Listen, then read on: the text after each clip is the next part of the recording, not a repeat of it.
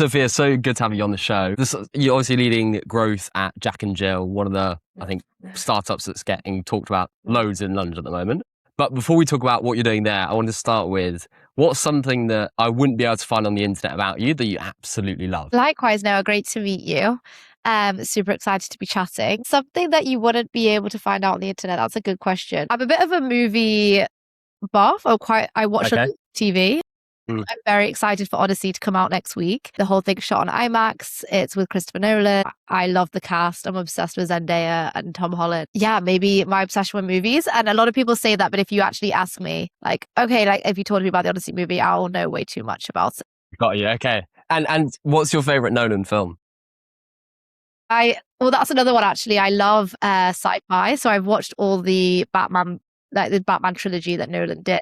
Way too many times, constantly like rewatching those films. What did you think of the new one with Robert Pattinson?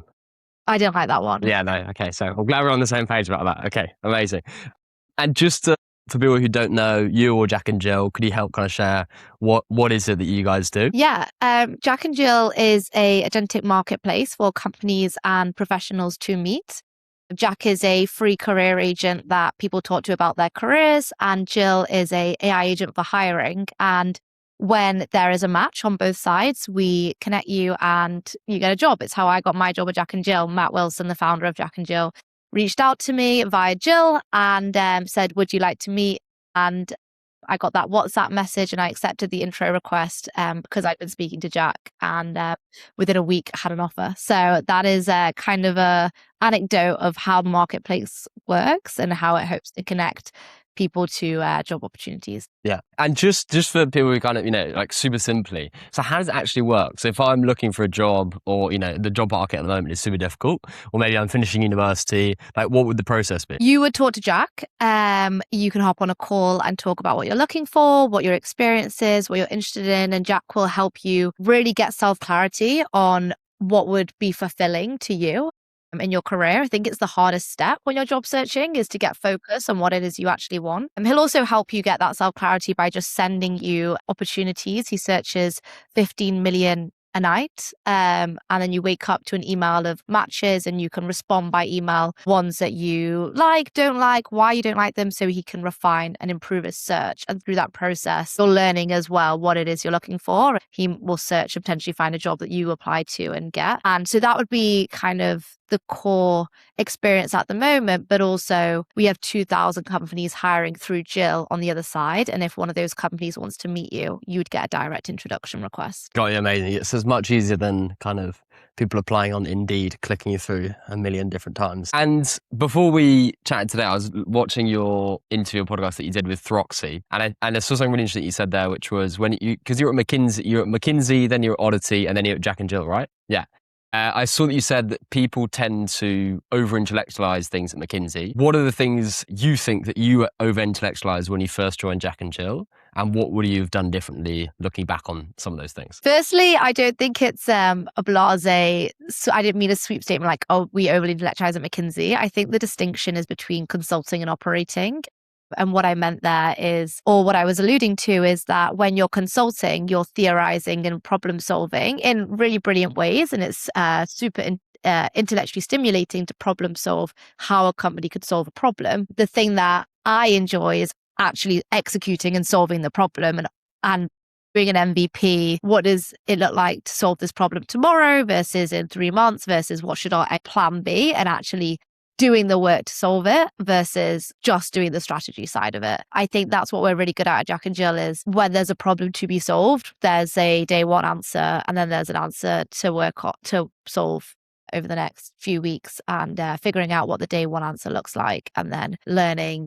Got you. No, and did you kind of feel when you're at McKinsey frustrated where, you come up with the strategy or the plan or, the deck, and you'd give it to the client and you'd want to be in that position actually, like you are at Jack and Jill, doing the whole thing end to end? Was that the thing that made you go, actually, it's time for me to go to a more startup-y environment? I think, yes, I just really enjoy being scrappy and building. I think that's the difference. Is when I was younger in COVID, I founded an app for groups to meet other groups. And I just really enjoy getting to be entrepreneurial and create products and influence people by delivering better products to them that help solve a problem they're facing in their lives. And consulting just wasn't doing that for me at the time. And I think the way in which people leave jobs or move between jobs is always quite an interesting pivotal moment in their career.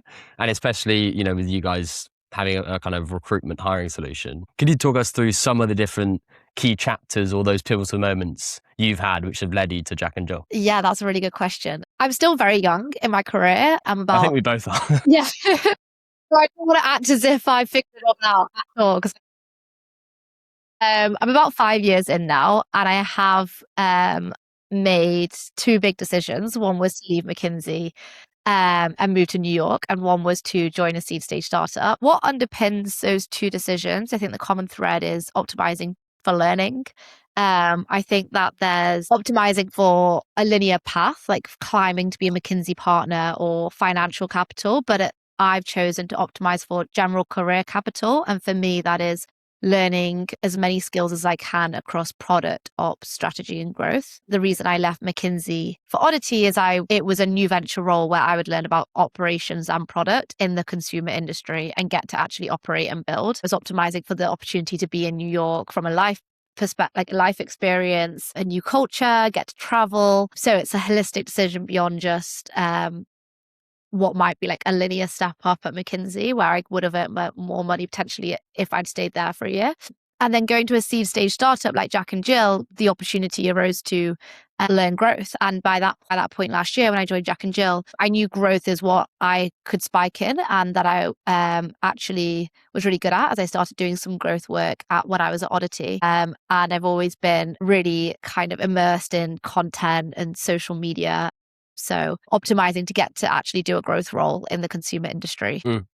And it's funny because I think I see, like 11 Labs don't really have fixed titles. And a lot more companies, even Anthropic, everyone's just, I think even my mum's joined Anthropic as a member of technical staff. But I think she's not, but it feels like everyone is. But I think that we're seeing a lot of roles, maybe their titles are getting mixed up or changed, and sometimes it's confusing. So what does growth mean for Jack and Jill? Because in so many companies, some people I speak to, it's kind of a sales thing. Other people, it's more content. What does it look like for you? Yeah, I think the reason that we have generic titles is our founder has a hiring philosophy to hire generalists, especially when early stage, that can flex different gaps in the business as they occur. So you're right, my title is founding GTM, which is not sales. I do marketing. We do have a sales team. I do sales in some elements, but the core things that I'm running day to day are more marketing focused. But I mentioned I previously did strategy at McKinsey. I did product and ops at Oddity. Like, I'm a generalist, and we have other generalists on the team with the same title that might do sales, because we can flex into different skills across growth, whether that's going into a more partnership type role or a paid marketing role or analytical role as and when you need, as the priorities change each month. And do you think that's kind of made what I would assume, I think I see it at Passion Fruit as well, where the value that you get out of a generalist is now just much higher because you can very quickly learn or go into certain areas with different AI tools, which previously, like, for some non-technical people, we can now kind of vibe code, that kind of stuff. Like, how do you see that at Jack and Jill? Well, I'm biased. I think generalists are very powerful, and I think they're great hires, but I am also one, so I have a biased perspective. I think that it's really powerful because when you're early, you might not have hired people yet with the deep technical expertise you need on that topic, because you just don't need that gap filling yet, but you do need to start testing and resourcing for it. And as a generalist, I've kind of flexed into those gaps over the last month. So I was able to set up a test on Meta to run a certain type of campaign, or a LinkedIn ads test. Even though I wouldn't necessarily have done paid marketing before, I can teach you enough about what is needed to do that and test and learn. And then as a generalist, you can do it's easy to kind of apply general intellect to figure out what you need to do to get it off the ground. And you mentioned there kind of you LinkedIn bits, some meta stuff, and the fact that you've always been interested in content. Could you talk us through like your distribution of leads at the moment on the consumer side and then the B2B side? What does that look like, and where are you seeing certain channels really work that maybe some people would go, oh, that's unexpected? Yeah, so we split our GTM team by Jack and Jill, kind of. Obviously, it's split. That's how it makes sense. Yeah, so a lead on Jill is treated very differently to a lead on Jack, as it's sort of like B2B versus B2C. And we have different channels that are more effective at acquiring each side. So we have various channels to acquire Jack talent, the most talented people that we need in the Jack user base to get jobs that work. And then we have different channels on the Jill side to acquire startups that are hiring. And also the channel depends on the type of audience you're getting on the Jill side, if it's a founder or a hiring manager or a TA, for example. So yeah, I don't think that answers your question per se, but it is a little bit complicated for us because we have two different brands, two different kind of B2B and B2C sides, and then we have different audiences within those brands as well, each of which have a channel that works best for them. And let's say if we kind of had to be like very black and white, obviously it's a kind of complicated environment because you've got two different sizes of business, multiple different channels within the two. But if you had to cut all the channels apart from two channels and one for each for customer acquisition, which ones do you think you would keep turned on? Ooh, well, I would keep turned on the ones that are bringing in the customers or talent we need at the lowest possible CAC. And which ones are they? I know what they are, but I don't know if I want to share them. Okay. But can you give us a hint or no? Well, I could talk a little bit about social media and the power I see in content. Yeah, that'd be awesome. I think the best thing when it comes to getting the flywheel going on both sides and doing acquisition that drives Jill signups as well as Jack signups is creating content that will bring in the best talent on Jack, but also a lead gen on the Jill side. So one of the most successful ways in which we've done that is giving hints of some of the amazing job opportunities we have in the marketplace. We call it Hot Jobs of the Week. And every week I will film in a similar way that you're doing content for Passion Fruit. I'll film some of the best job opportunities that Jill is hiring for. And the reason why I think, I know it's been working is because the best talents see the job and are more likely to convert because they're like, that is a great job with a super high salary, in SF, high equity, cool brand. I want to get an intro to it. So the best talent talk to Jack, and it's really high signal. And then Jill customers or Jill leads also see the content on Instagram like that. I would like to get promoted too on social media. How do I advertise my role and bring attention to this open opportunity I have? I think that there's not many people filming on social media well in B2B, especially for a lot of these brands that are doing what might seem pretty mundane and just need someone to help express how exciting the role is. And that's kind of what we're doing on primarily the Jack side, but also to benefit Jill customers. So they'll then say, I'd love to feature in your Instagram video. They'll then become a Jill customer, they'll list their role, they'll opt into marketing, and then they'll get to feature in our video. And how did you kind of come up with that idea? I think that right now the main problem we're solving is ultimately helping people find jobs. And if you think about other marketplaces like Airbnb and Deliveroo, what brings you to the platform is seeing them solve what you're looking for. So I see a really cool house I would love to stay in the south of France. On an Airbnb ad, I'm going to go click on Airbnb. If I see a really cool job that Jill is hiring for, I'm going to go click and talk to Jack to get that job. And you can say that for the other marketplaces as well. It's kind of a hint of what there is behind. I also think it just makes recruiting and hiring just more interesting because I think it's, you've got job boards like Indeed or LinkedIn Easy Apply, but it's just very boring and the same thing. And you just see a couple of bullet points. So I think it's great that you're showing kind of videos of people who actually, more detail in their stories is great. And to kind of go back a bit before Jack and Jill and talk a bit about Oddity, because that was kind of the first like super high growth, it's not a startup, but that kind of high growth, explosive, quite lean team from what it sounds like. Could you tell people a bit about that and then what you learned from that you then took to Jack and Jill? Yeah, I think Oddity is best known as Il Makiage because it's the umbrella company of a couple of really successful brands. Il Makiage being the most successful, that was the reason they were able to list within 5 years of founding, list on the New York Stock Exchange. Il Makiage is a makeup brand where you can get foundation that matches your skin through photos and it's really accurate color matching. And that was kind of the magical wow a few years ago that led for them to kind of explode across the US. They then created Spoiled Child, which had liquid collagen. Supplements were exploding. Kim Kardashian even posted about the liquid collagen that skyrocketed their growth. And then my job and my team that I joined that was pretty lean was called a new venture team. And they'd just gone public. They had these 2 brands and we created a 3rd brand in skincare. So we had makeup, hair care. Our job was to create the skincare brand that was super high efficacy in solving really stubborn pain point like acne and hyperpigmentation. And the best way that we wanted to deliver on efficacy, which is really missing in the skincare market, is through allowing prescriptions. So getting a prescription to tretinoin, which is a treatment for acne, without having to see a doctor. In America, it's really expensive and laborious to get an appointment. We used AI to build out a kind of pharmacy in the back end that was able to look at people's skin, see if they needed a prescription, and then approve that and send them one from a lab. And then if they didn't have skin that was severe enough for a prescription, we would go send them down a different funnel and give them a OTC product, off the shelf product that we'd also made in-house. So it does it work in the sense that I just download the app on my phone and scan my face? Is it that kind of thing? Yeah, it's not an app. It's well, there is an app as well, but it's similar to any e-commerce site where you would see the products. It's called Methodic. You can check it out. We're now in the UK as well. I say we as if I'm still there, but I'm still very much proud of what we built. You go to Methodic and you would do a quiz. The quiz involves taking a photo of your face. You'll see a diagnosis of what sort of skin conditions you have, how many spots, and then you'll see a treatment plan. And you subscribe to that treatment plan where you get just advice, the products you need that you can test out, a kit of different moisturizers, cleansers to help with the side effects if there's going to be a harsh treatment.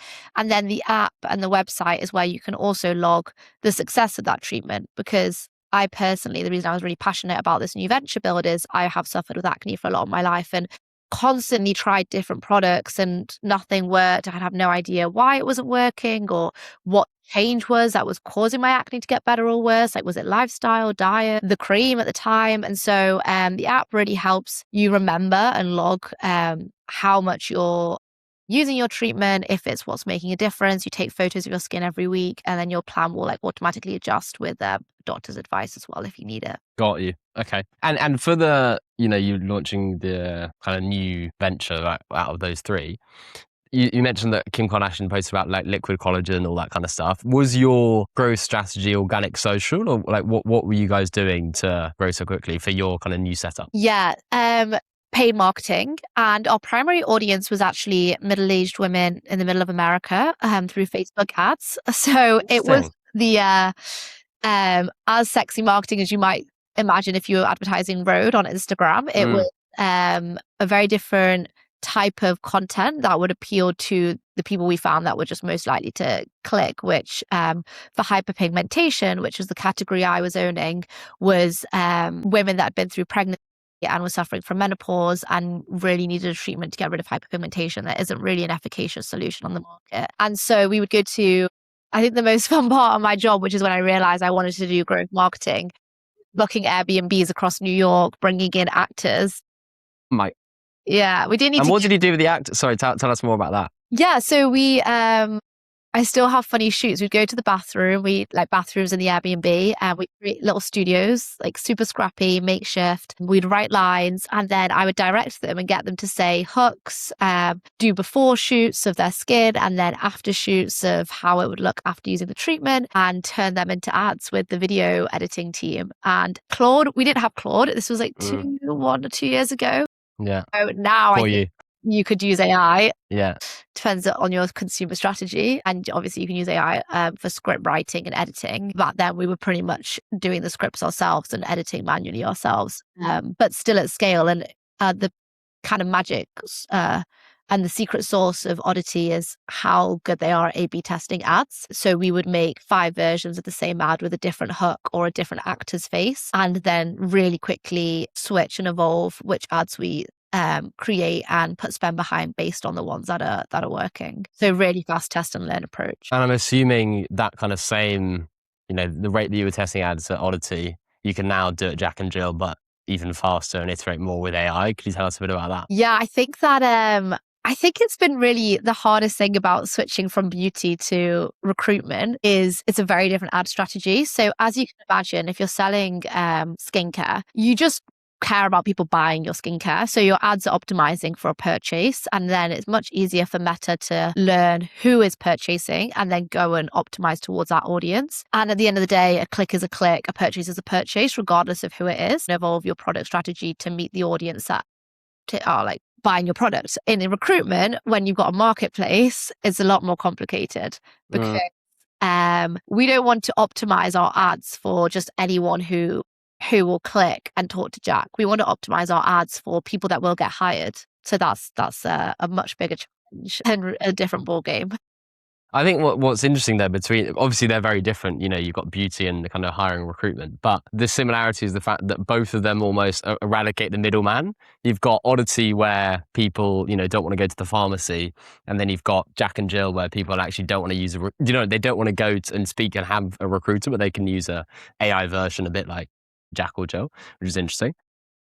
Yeah. And what do you think are the, I know it's so clickbaity, but what do you think are the top 3 things that you learned at Oddity that you took to Jack and Jill in a kind of a short form? Okay, I need to think for a second if you want this to be clickbaity, because I don't want... No, it doesn't need to. My question is, but your answer doesn't need to be. Okay, let me think. I mean, I think, so what I learned at Oddity that I took to Jack and Jill, I think the number one thing is I love producing content and growth and finding ways to differentiate online. I think it's powerful and really needed now that the ability to create product is becoming easier. One of the biggest ways to be successful is to be able to differentiate through brand and content and how you distribute. And I learned that I really enjoy it and that I have a taste and knack for it, which is why I think I got hired at Jack and Jill, because I'd had that experience at Oddity in social media and growth marketing and ad production. That's one thing that I took from Oddity, and I'm very grateful for that experience because it helped me get from a pretty generalist background to here. The second thing I learned is the ability to work with partners and third parties and really find ways to get 2 different parties aligned on the same mission, especially when you want to work fast. Examples of that are we had to find multiple different partners to get Oddity's kind of pilot off the ground. There's a lab that creates the actual formulas for the base of the product you're selling. Then there's the pharmacy, there's the doctor who has to prescribe, there's the packaging manufacturer, there's legal, like there's lawyers that you have to work with. And so you're really bringing together lots of different partners, and many of whom won't work as fast as you want to work. So what's the best way to be scrappy, operate, get pilots off the ground with people in the industry? Also found out I really enjoy that, and I'm good at working at speed and just applying a lot of throughput to get stuff done.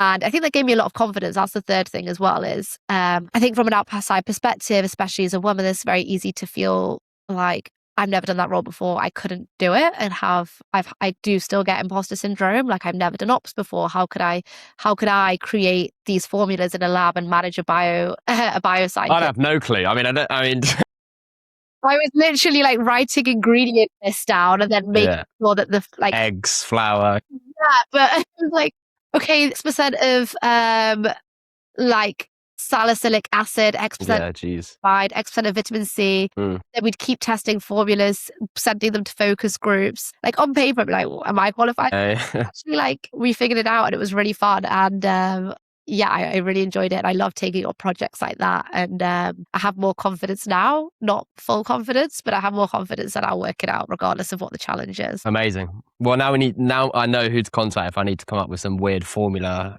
potion or something. And so you've been at Jack and Jill for, is it 7 months you've been there so far? Yeah. Yeah. Since you've been there, what's worked, what hasn't? Tell us about your experience. Yeah.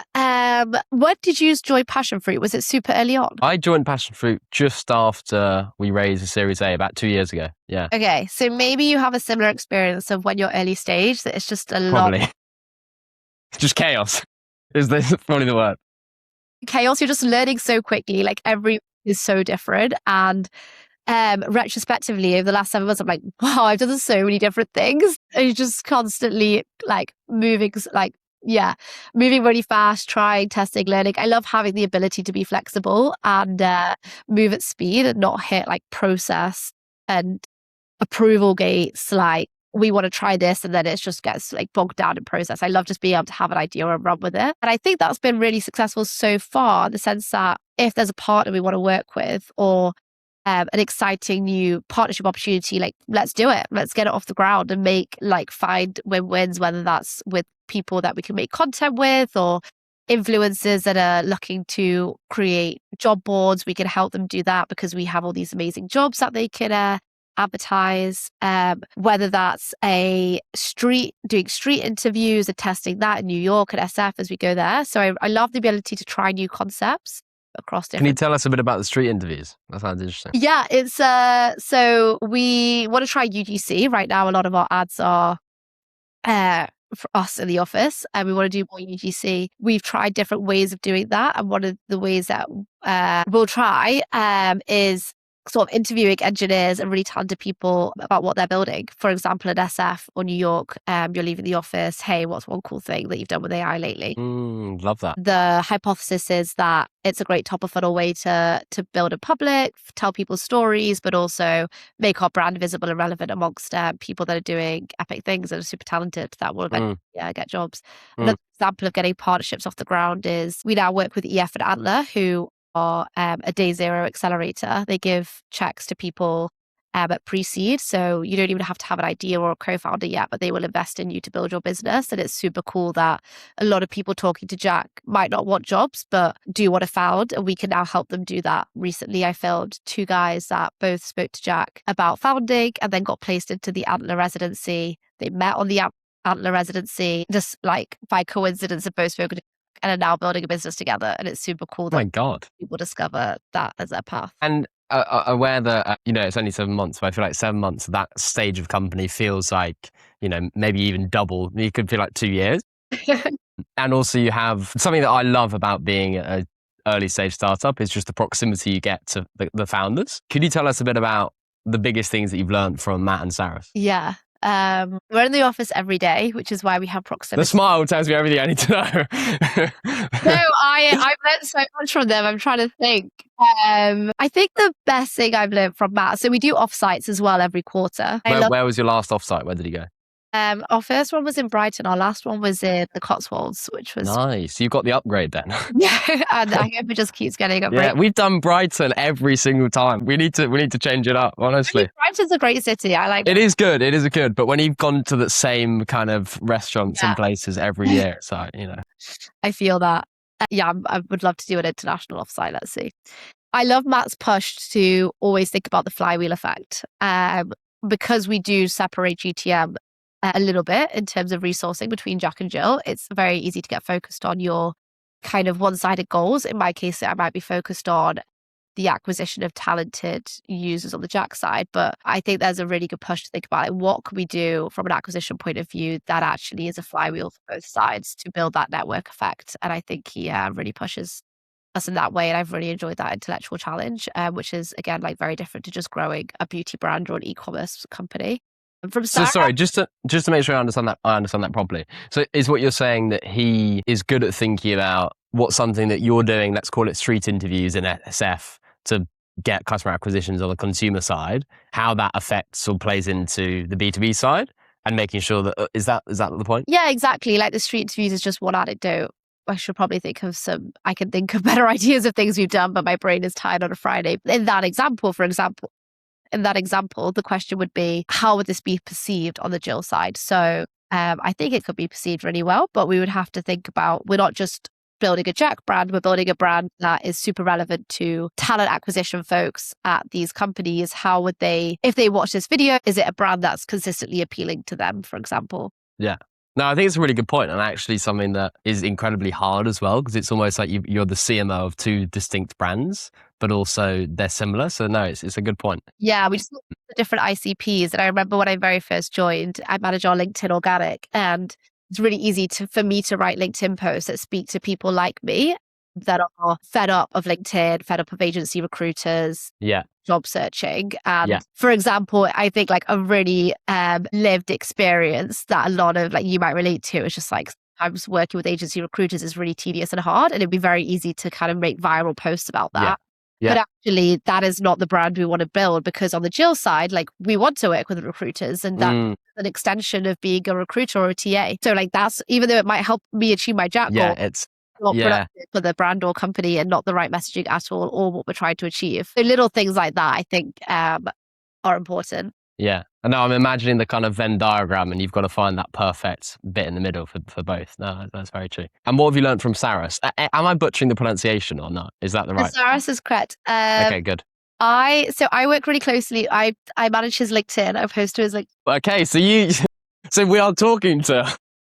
Well, Saras also does a lot of his LinkedIn posts as well. He has videos. What I've learned from him are some of our best LinkedIn posts, because he is really happy to be bold and make big swings in content. And it's really fun doing that with him. Give us a couple of examples. His most viral post was one that he wrote. But I mean, I guess I learned from that, like, okay, we need to make bold claims, and we've done some really fun content on his page since then. And stay tuned, because we have a lot of fun content planned. One being telling stories of awesome talent and career switches they've made, people that have gone from really interesting backgrounds to different types of jobs. We're going to tell stories like that. So stay tuned for. And content. What was his most viral post? I'm curious. I don't know. Yeah, well, you should go have a look. It got like 1,000 comments, I think. Yeah.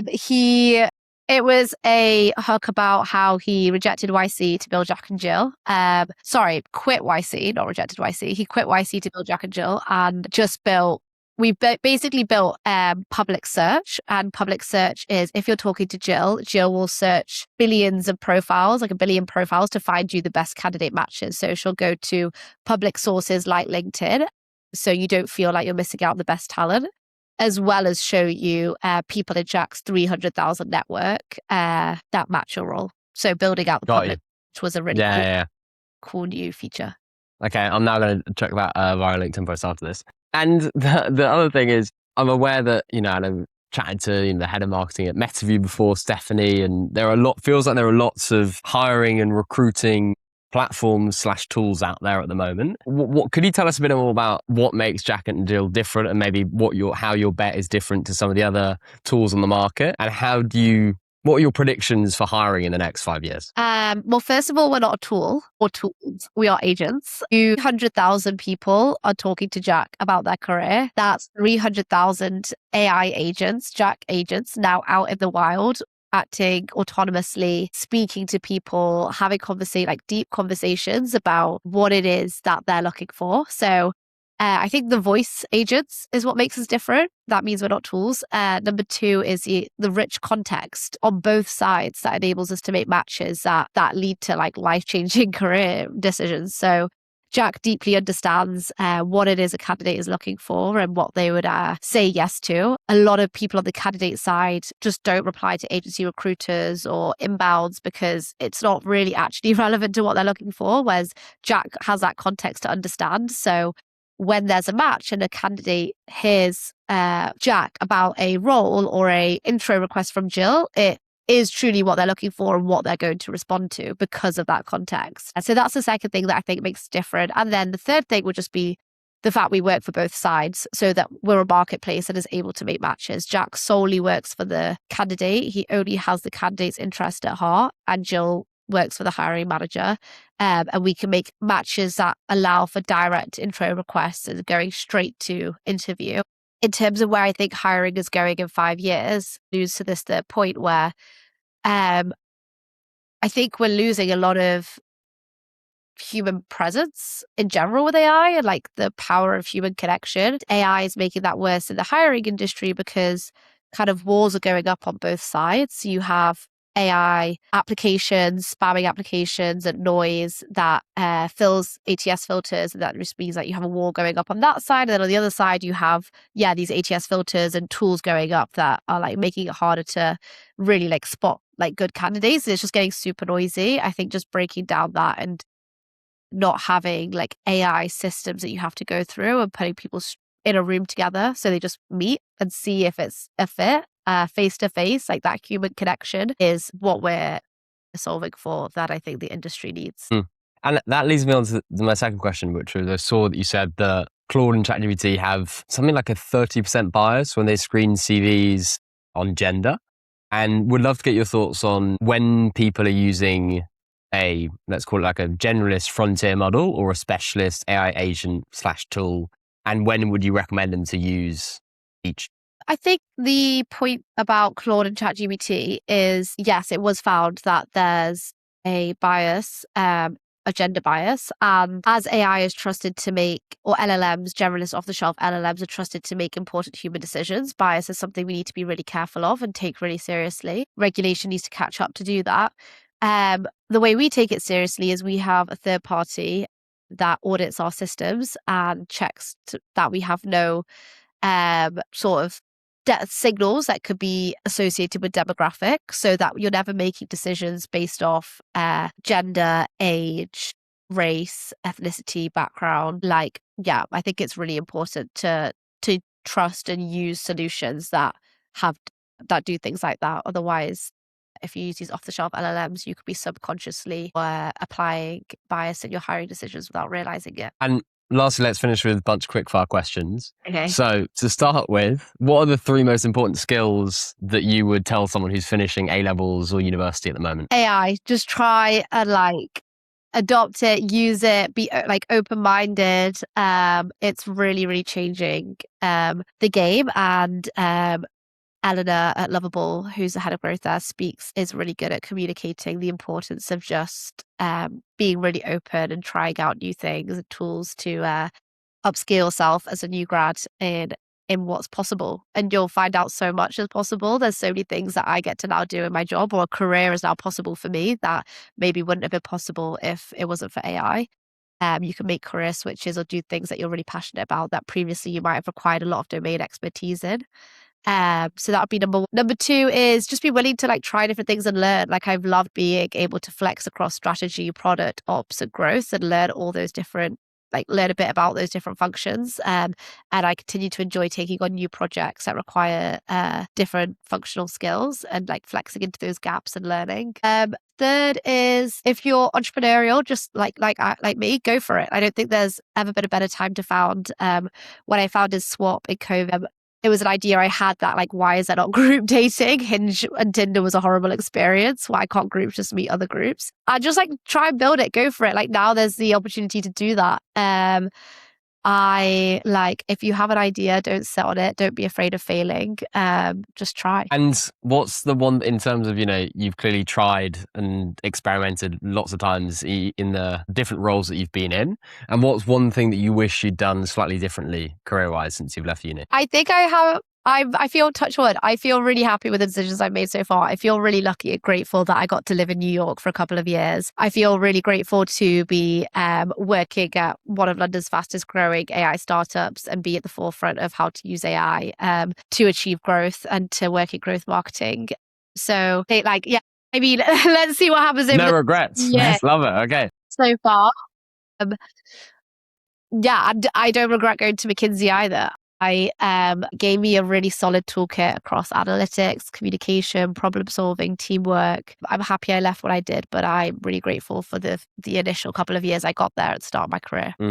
And can you show us your home phone screen? What are the apps that you can't live without? I love this question. My home phone screen is honestly just a bunch of WhatsApps that I have to reply to. I can't live without granola. I feel like everything has to be recorded. I don't record personal meetings, but I'm getting to the point now where I feel so dependent on it. I even just had a lunch meeting yesterday, had turned granola on my phone. I like having it on my phone as well as just on my laptop. I also use Whisperflow on my phone now, which I love Whisperflow. It's so good.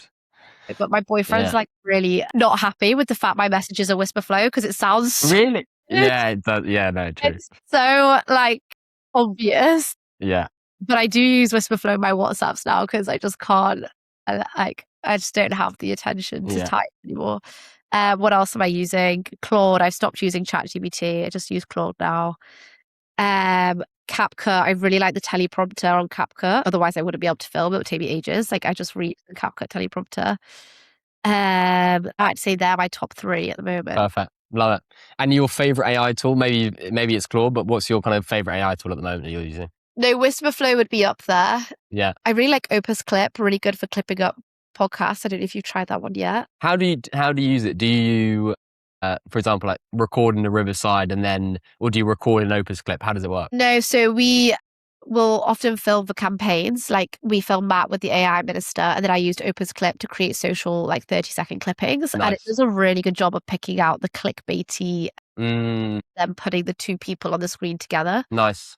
Yeah, I'll try that as well. It's a really good one. And then we have a lot of like agents we've built in-house. My favorite thing to use at the moment is our turret agents. Okay, tell us. We want to know. Tell us about it. We have about 20 human employees and about double the number of agentic employees in our Slack. So honestly, the thing I'm doing most now is speaking to Joe, who is one of our agent employees. He's just promoted himself to chief engineer, and I could create PRs with him and create landing pages for campaigns. I could suggest new analytic dashboards, approve the PR, and he'll merge it in for me. So he's my like mini growth engineer.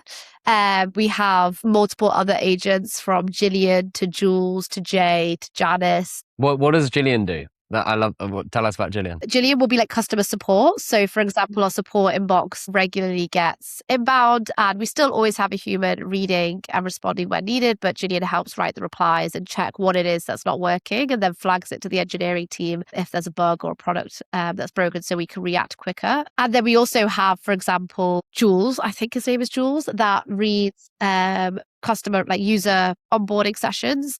So we can check what the flow is, A/B test, and improve what the user journey should be based on like things that the user flow that people are doing. You can watch recordings in PostHog, another tool I love, PostHog. Also a great one for B2B LinkedIn marketing. I think their marketing is really strong. So you pretty much answered the next question I was going to ask you, is the startup that's creating the best content on LinkedIn. So are you saying PostHog or any other ones that come to mind? I mean, obviously you guys. I think that Henry is really good at LinkedIn comedy. I think we should so good. Try collab. Yeah. And same with you. I think that you guys are doing a really great job at LinkedIn marketing. So we should 100% do something together. Definitely. We can do some weird wacky video. That'd be good. And then what's your favorite coffee shop in London? I find Hagen reliable. Then Crema, I think it's called Crema. Where's that? It just opened opposite our office in Hoxton. I'm actually in West London, but Crema's a beautiful new cafe shop, and you can co-work there. And it's really close to our office. So our next meeting or in-person content should be at Crema. Yeah, perfect. And we can record it with granola. Amazing. Yeah. And then if you were CMO for a day, which company would you pick and what would you change? I'd pick to be the founder of my own consumer brand. I don't think I want to... I mean, there's so many awesome consumer brands. I'd love to be the CMO of Alex Earle's new skincare brand. I think I would do a fantastic job. And to the point that I actually spammed Alex Earle a year ago when I found he was launching Any response or nothing? No, but we built this acne brand at Oddity. So I've seen you a lot about how to create efficacious products. And I consume way too much of her content. It tells you a lot about me. I'm like Gen Z through and through. And I was like, I need to launch Alex Earle. Yeah. I also am a big fan of Emma Green, who has a podcast as well. She created, I think she's the CMO at Skims, and her husband is the CEO. I would love to do something like that, be the next Emma Green. Love it. What was the last thing that you asked? You said you used Claude on your phone. What was the last thing you asked Claude? Or maybe you use Whisperflow to ask Claude, but what was the... I actually use the Claude like speaking function on my I don't find that's very good. I find it always messes up my dictation. I don't know. Yeah, I was just feeling really a little bit overwhelmed. Like there was a lot going on in my head, and I just wanted to, before I sleep, like brain dump it, and I couldn't. But I just brain dumped it to Claude instead. I was brain dumping like how to plan. I'm going to SF for a month, which I'm very amazing. Excited about. When? In September. Oh, so exciting. For Jack and Jill, to help make Jack and Jill famous in America. And I have a lot of ideas of things I want to do when I'm there. I need to put it to paper, come up with a strategy, agree next steps. So I was speaking to Claude about that, and it's what I'm going to do right after this call is create that memo. And can you give us maybe a sneak? I know you mentioned those Vox Pop interview style things, but can you give us a sneak preview of any other ideas that you've had to conquer SF? Yeah, the Vox Pop interviews are a silly creative idea. I don't think it's... I like that idea. I think it's good. I think we should do it at Corgi Cafe. I don't know if you've seen the Corgi Cafe. I've seen that on X. Yeah. But we need to think bigger. We need to think viral loops and flywheel effect, and what's going to do that. And I think what's going to do that is signing up some really cool adjacent partners where we can forward deploy agents, build custom products. I don't want to say too much, but just there's some really cool partners I'm planning to work with in SF that where we can just like add a lot more value to communities and people that are in the Bay Area. Well, we'll have to keep our eyes peeled for September. And then if you could pick any superpower, what are you picking? My go-to is always shape-shifting. So it's your Why turn. is it shape-shifting? I think it'd be so cool to I love animals, and also you could turn into an animal to fly somewhere. I could turn into a phone for a day. I could be a carpet. I don't know. It just feels like a cool. I don't want to be. As in I'm picking any object, but if you want to hide somewhere, you could do that. I don't know. What superpower am I picking? I should have prepared this. I mean, instantly what comes to mind is understanding other people's thoughts, but I actually think that's I don't know. There's a movie about that, isn't there? Yeah. Well, Twilight, isn't it? This. Yeah.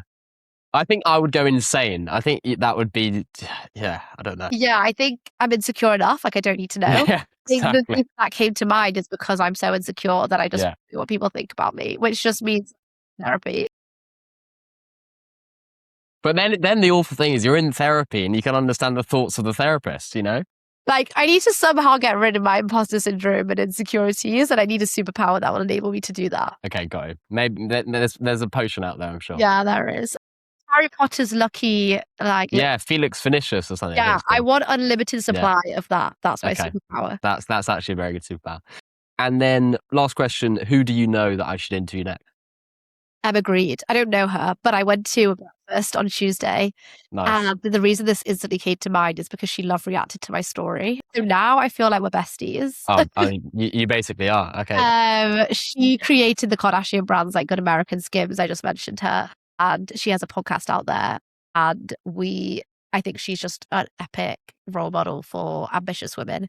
So yeah, you should try and interview her. Amazing. And last question, like what related to her, what's your favorite guest that she's had on her show? She's had a ton. I normally listen to like her takes on how she built Skims and how she balanced her lifestyle. In terms of like guests I've listened to that I think have been really interesting, I mentioned the Burnouts. I like the Gestalt Guys podcast. Have you listened to him? Yeah, I actually haven't, but I've seen clips of it and it looks really interesting. He was speaking to, I saw a famous chef on there.